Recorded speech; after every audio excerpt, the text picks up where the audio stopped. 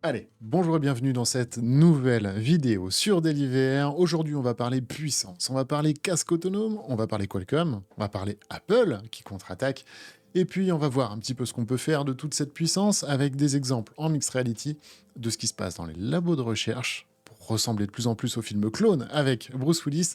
Bref, tout un programme dont il faut qu'on parle.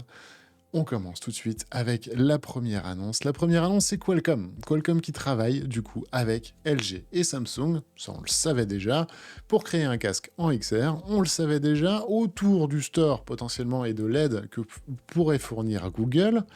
On le savait déjà. Ce qu'on ne savait pas, c'est la nouvelle puce XR3 que Qualcomm annonce pour cette année, pour ce début d'année 2024, ce premier trimestre 2024, et que cette puce XR3 pourrait d'ores et déjà être beaucoup plus puissante que la XR2 Gen 2 qu'on attendait déjà depuis très longtemps, qui est mise dans les MetaQuest 3 qui seront achetés là à Noël et qui seront déjà apparemment outdated.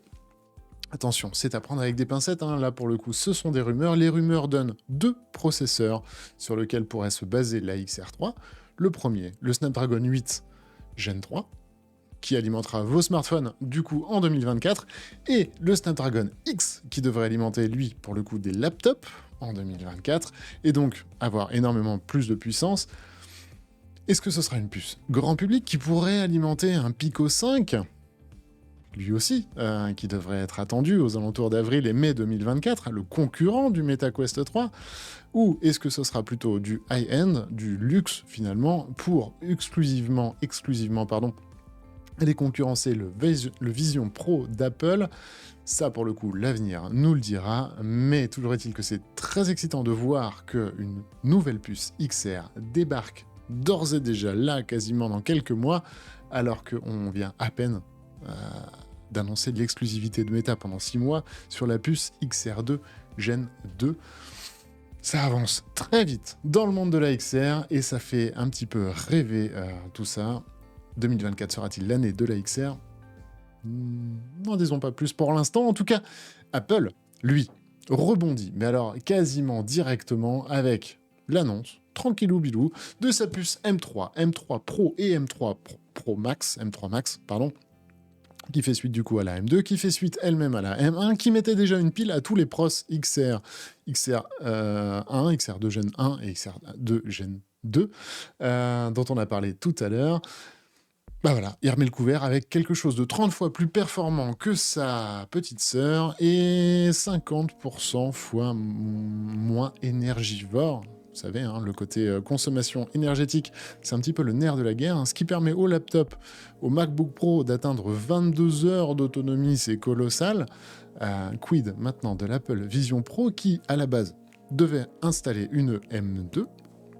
Va-t-il installer une M3, sachant que des M2 ne sont plus commercialisés, on ne trouve plus de laptop, de MacBook Pro avec des M2, en tout cas ils ne sont plus fabriqués.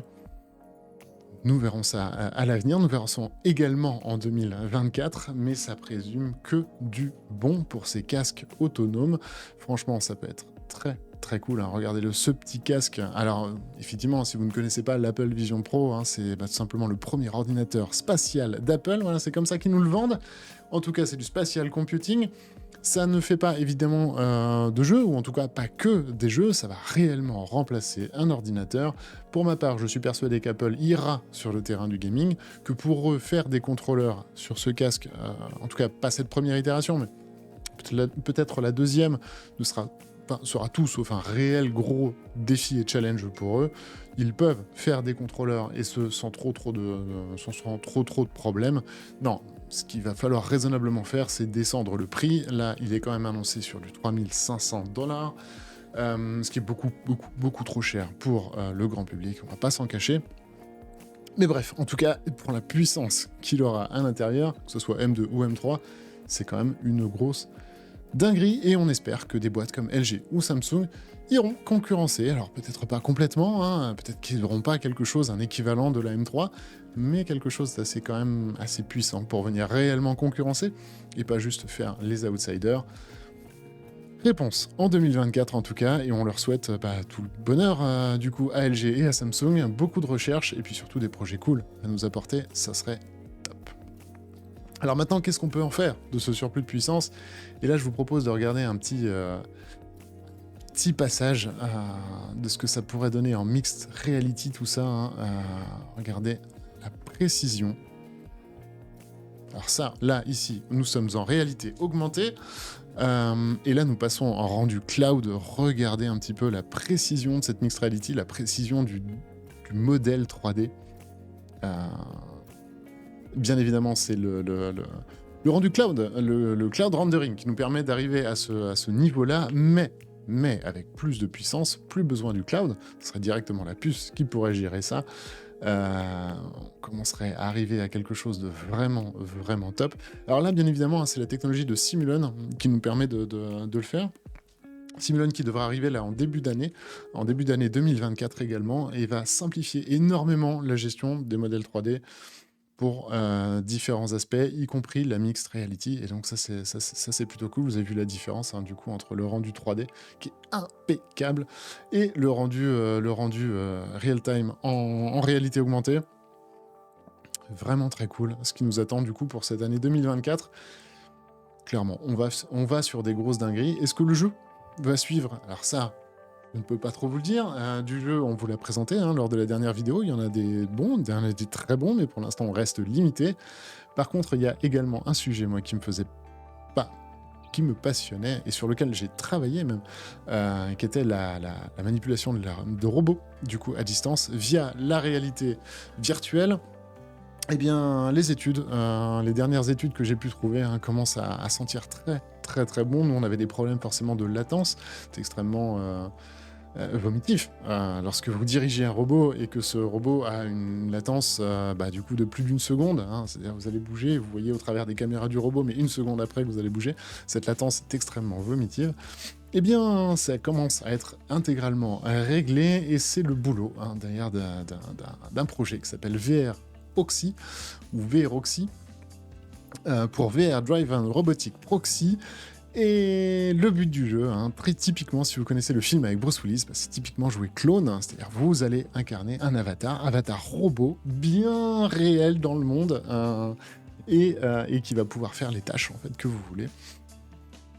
Bien évidemment, ce sont des concepts, hein, ça coûterait très cher, mais dans l'esprit des créateurs, ce serait pouvoir réinventer du coup la téléportation. Vous pourriez faire quelque chose à Marseille, vous téléporter dans un autre avatar à Paris pour faire autre chose, tout en étant vous-même typiquement à Montpellier ou à Lyon. Ça ouvre un champ des possibles qui est quand même assez monstrueux. Tout ça, rien de tout ça, hein, ne serait viable sans la VR. Hein. C'était le petit chaînon manquant, en fait, hein, de ces recherches qui datent pas d'aujourd'hui, hein, qui datent de 1960 à la base. Puis vous l'avez vu, un film de SF qui est clone. Je me souviens plus du nom du réalisateur, mais en tout cas avec Bruce Willis. Si vous avez le nom du réalisateur, n'hésitez pas. Ou le livre sur lequel ça avait été pris. Mais bref, voilà, vous avez de nombreux romans de science-fiction qui ont servi à faire ces choses-là. Demain, prendre le contrôle d'un clone robot dans la vraie vie, pourquoi pas pour imaginer faire les tâches, pourquoi pas du quotidien, ou etc. Les dérives, en pressant aussi les dérives qui vont avec. Bref, si vous avez des idées de quoi faire, voilà, si demain vous pourriez incarner un robot, qu'est-ce que vous feriez avec? N'hésitez pas en commentaire à me le dire. Moi, je suis vraiment curieux, et je pense que voilà, il y a des chercheurs aussi qui nous regardent. On discute aussi avec pas mal de chercheurs. À voir, peut-être que ça leur donnera des idées. En tout cas, par rapport à la dernière vidéo, on va féliciter Walou qui gagne la clé du coup de Sushi Ben. Et puis sachez que typiquement, voilà, si vous me donnez ce que vous feriez en incarnant un robot dans la vraie vie, attention, hein, quelque chose de très légal, si vous me donnez des idées, mais écoutez, je vous propose d'être inclus dans un tirage au sort pour gagner une clé de Ghostbusters, que ça soit PSVR 2 ou que ça soit Meta. Voilà, écrivez-nous un petit commentaire et puis vous serez éligible au tirage au sort. On félicite encore Walou qui lui a gagné une clé de Sushi Ben, et puis moi je vous dis à très vite pour une nouvelle vidéo sur DailyVR. Sûrement demain d'ailleurs, hein, n'oubliez pas le live où on fera le post-mortem de Gangvi avec le studio lui-même, ça peut être très cool. Et puis ce soir sur Twitch, voilà, si vous avez la vidéo là d'ici une petite demi-heure, à partir de 21h, retrouvez-nous sur Twitch pour Forward. On va fêter Halloween avec un petit jeu d'horreur en coopération jouable à 4. Encore une fois, si vous dites qu'il n'y a pas assez de jeux en VR, eh bien, venez sur Twitch, vous allez voir un peu de gameplay, ça va vous faire du bien. Allez, moi je vous souhaite une excellente soirée, je vous dis à très vite, demain et après-demain pour d'autres news. À ciao, bonsoir.